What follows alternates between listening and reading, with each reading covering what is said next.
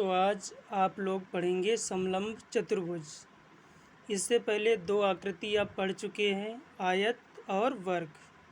समलंब चतुर्भुज इसे बोलते हैं ट्रेपेजियम। अब ट्रेपेजियम या समलंब चतुर्भुज क्या होता है? जिस चतुर्भुज में कोई दो सम्मुख भुजाएं परस्पर समांतर हों तो उसे समलंब चतुर्भुज कहते हैं। यानी जिस चतुर्भुज में कोई दो सम्मुख भुजाएं, तो देखिएगा सम्मुख भुजाएं कौन कौन सी हैं? ये और ये आपस में कैसी हैं? सम्मुख भुजाएं। ये और ये कैसी है? सम्मुख भुजा। ये और ये कैसी है? सम्मुख भुजा। तो ये आपस में कैसी हैं? बराबर हैं। इसीलिए इसे क्या कहेंगे? समलंब चतुर्भुज। समलंब चतुर्भुज के कुछ फार्मूला हैं, वो इस प्रकार हैं। जैसे फर्स्ट फार्मूला है समलंब चतुर्भुज का क्षेत्रफल, तो हाफ समांतर भुजाओं का योग इनटू उनके बीच की दूरी। या जब आपको चतुर्भुज की ऊंचाई दे रखी गई है और आपसे समलंब चतुर्भुज का क्षेत्रफल पूछा जा रहा है, तो आप ये वाला फार्मूला अप्लाई करेंगे। और जब आपको भुजाओं का योग और उनके बीच की दूरी दे रखी गई हो, तब आप ये वाला फार्मूला यूज़ करेंगे। सेकेंड फार्मूला है समांतर चतुर्भुज का क्षेत्रफल। यदि आपकी जो शेप है वो कैसी होनी चाहिए? समांतर चतुर्भुज में, तो उसके लिए हम उसका क्षेत्रफल ज्ञात करने के लिए फार्मूला आधार इंटू ऊंचाई यूज़ करेंगे। थर्ड फार्मूला है सम चतुर्भुज का क्षेत्रफल, मतलब जिसकी चारों भुजाएं समान हों और उसका हमें क्षेत्रफल ज्ञात करना है, तो उसके लिए 1/2 इंटू विकर्णों का गुणनफल। अब विकर्ण क्या होते हैं? इस कॉर्नर से उस कॉर्नर को टच करने वाली रेखाएं क्या होती हैं? विकर्ण होती हैं। उदाहरण इस प्रकार है, लिखा है एक समलंब चतुर्भुज की समांतर भुजाएं क्रमशः 38 मीटर एवं 22 मीटर लंबी हैं। शेष दो भुजाएं बराबर हैं तथा इनमें से प्रत्येक भुजा 17 मीटर लंबी है। इसका क्षेत्रफल ज्ञात कीजिए।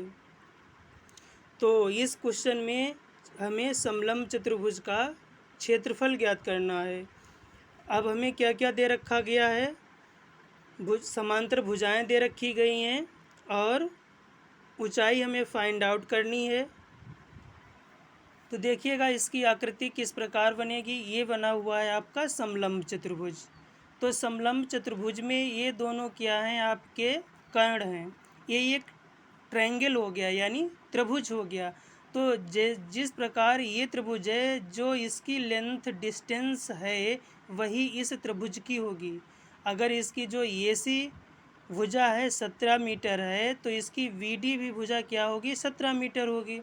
अगर इसकी CE साइड 8 मीटर है, तो इसकी FD साइड भी क्या होगी? 8 मीटर होगी।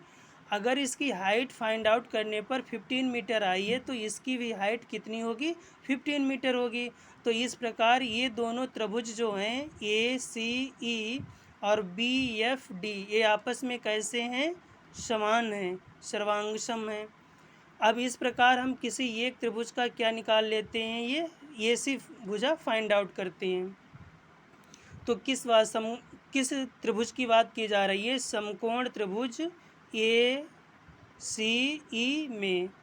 तो AC क्या है? कर्ण है। और AE क्या है? लंब है। CE क्या है? आधार है। पाइथागोरस प्रमेय होती है कर्ण स्क्वायर बराबर लंब स्क्वायर प्लस आधार स्क्वायर।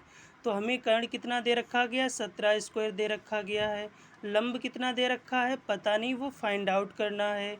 जो आधार है यानी वेस, वो कितना दे रखा गया है? 8 मीटर दे रखा गया है। तो 17 स्क्वायर ऐसे रहा, 8 स्क्वायर इस साइड में आएगा, प्लस का था तो माइनस का हो गया। AE स्क्वायर अपनी जगह पे पोजीशन पर है। 17 का स्क्वायर किया तो 289 हो गया, 8 का स्क्वायर किया 64 हो गया, बराबर AE स्क्वायर। 289 से 64 को माइनस करेंगे तो 225 आ जाएगा। उसके बाद में AE से स्क्वायर इस साइड में जाएगा तो क्या बन जाएगा? रूट बन जाएगा। और ये वर्गमूल 225 है, वो किसका है? 15 का, यानी 15 का है। तो AE की लेंथ कितनी आ गई? 15 मीटर आ गई। तो जब AE 15 मीटर है तो VF भी कितनी हो जाएगी? 15 मीटर हो जाएगी। इस प्रकार हमें इसके चारों भुजाएं क्या हो गई हैं, ज्ञात हो गई हैं। अब हम इसका क्षेत्रफल ज्ञात करते हैं।